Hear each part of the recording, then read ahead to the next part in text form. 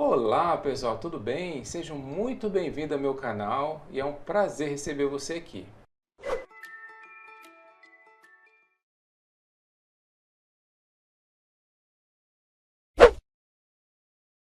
Para o vídeo de hoje, pessoal, nós vamos falar sobre o código de erro E5, que diz falha no ventilador para o modelo ACS. Então, vamos falar um pouco sobre esse erro aqui. A primeira coisa que você tem que pensar é o seguinte, é um problema na turbina.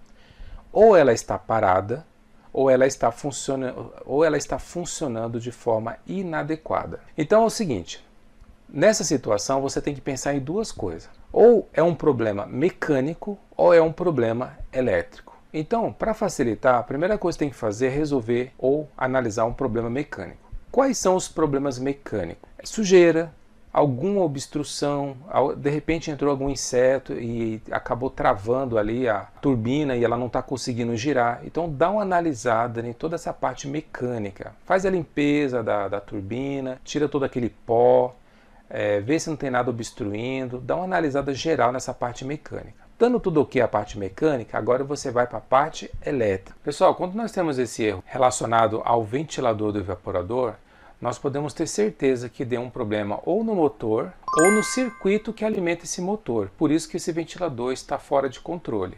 E com isso, podemos chegar a 6 possíveis causas que está gerando esse erro. Então, primeiro é o mau contato dos conectores do motor. Segundo, o capacitor de arranque desse motor. 3, o próprio motor em si. Vamos ver como que a gente pode testar esse motor. O sensor térmico desse motor. O circuito integrado ou chip, que é o microcontrolador desse motor. E por último, sobre a placa de forma geral, que controla aí o equipamento. Tá? Então, vamos falar sobre esses 6 pontos aí para a gente entender sobre por que está dando esse erro aí. Pessoal, então vamos começar aqui. Primeiro, mau contato. O mau contato, por que ele acontece? Todo ar-condicionado ele tem aqueles conectores ou bornes, né, que encaixa na placa. Alguns são de plástico, outros são de metais, enfim. Tem esses conectores que é conectado na placa. Com o passar do tempo, devido à umidade e às condições ambientais, pode gerar oxidação nesses pinos internos que entram em contato com os pinos da placa. Então pode haver uma oxidação e pode gerar uma falha elétrica ali. Porque às vezes são pulsos elétricos, são comandos elétricos e são baixas tensões. E pode ser que qualquer oxidação pode comprometer a passagem dessas microcorrentes que está passando por esses conectores. Então pode dar falha de comunicação, pode dar alguma falha elétrica, pode ter um problema de passagem de corrente e dar o erro. Tá? Então o ideal é conferir os conectores. Como que você faz isso? Então você tira da placa, coloca novamente, pode usar um limpa-contato para poder garantir que os contatos está tudo limpinho.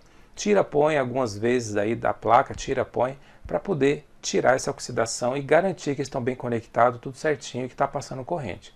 Então a primeira coisa é garantir que não tenha mau contato ou se tem algum fio solto por algum motivo. Então verifica tudo isso, toda essa parte visual e de conectores aí, para garantir que não é essa parte aí, beleza?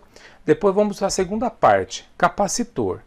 Na placa da evaporadora tem um capacitor de arranque que ajuda a startar esse motor.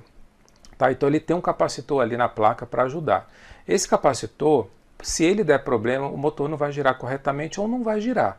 Tá? Todo capacitor de arranque ele precisa estar funcionando adequadamente para esse motor começar a girar. Se ele não estiver funcionando, ele não starta. E aí o motor tem dificuldade de girar e aí ele vai dar o erro também. Então verifica o capacitor. Tá? Na internet tem vários vídeos explicando como você pode testar o capacitor.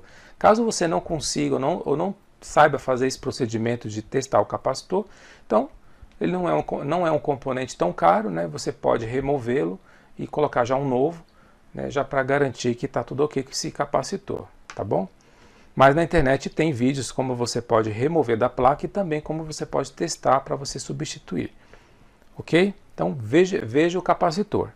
Depois que você verificou tudo isso e tiver tudo ok, aí você vai analisar o motor.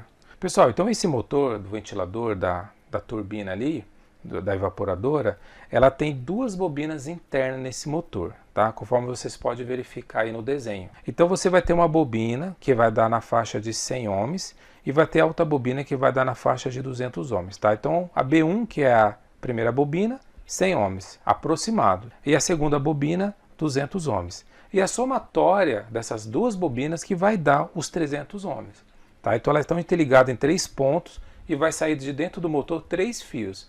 E aí você vai testando, né? Sempre de par em par. Você pega o multímetro, coloca na escala de ohms, que é a escala que mede resistividade, e você faz as medições para você ver se tem esses valores aí, tá?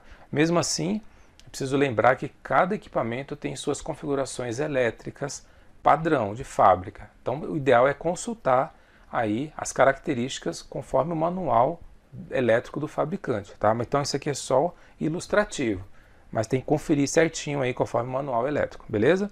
Então você vai ter uma bobina uma resistência menor, você vai ter uma outra bobina uma resistência intermediária e você vai ter a somatória de todos que vai ter a resistência final. Então você tem que encontrar essas 3 medições aí para você poder garantir que não tem um curto, que ela não tá rompido, tá? Por exemplo, se essa bobina aqui ela estiver aberta, então você não vai ter resistividade nenhuma, tá?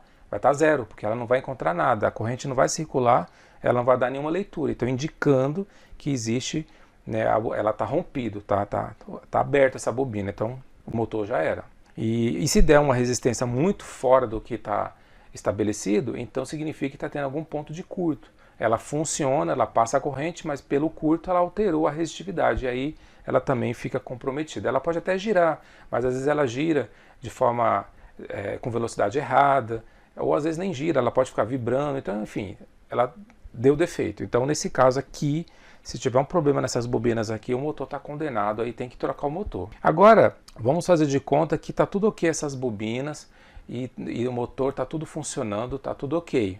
Então o que você vai testar agora? Você vai testar o sensor térmico. Esse sensor térmico, pessoal, é uma proteção para esse motor. Esse sensor térmico, pessoal, ele é um componente para proteger o motor.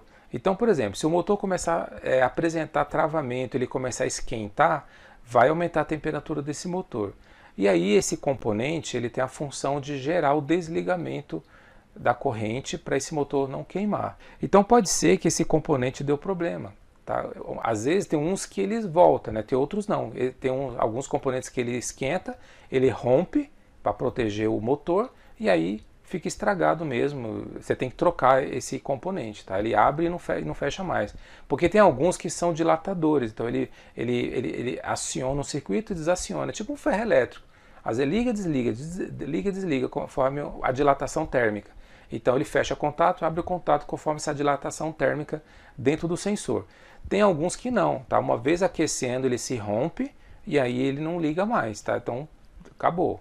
Aí parece que o motor queimou, mas na realidade é só o sensor térmico, o protetor térmico ali que está acoplado aqui bem aí na lateral do motor ali, ele está estragado. Aí você só troca esse componente e aí o motor é para funcionar, tá? Se ele tiver com problema, pode ser também que o motor parou e devido a isso o erro foi acionado devido a esse sensor térmico na lateral ali do motor. Agora o circuito integrado do controlador. O microcontrolador, pessoal, é o seguinte, é um circuito integrado, tá? É um chip que está ligado ali na placa e ele tem a função lógica ali de mandar os sinais para controlar as tensões ali e os sinais para poder ativar os relés, ativar o circuito de Dimer, né?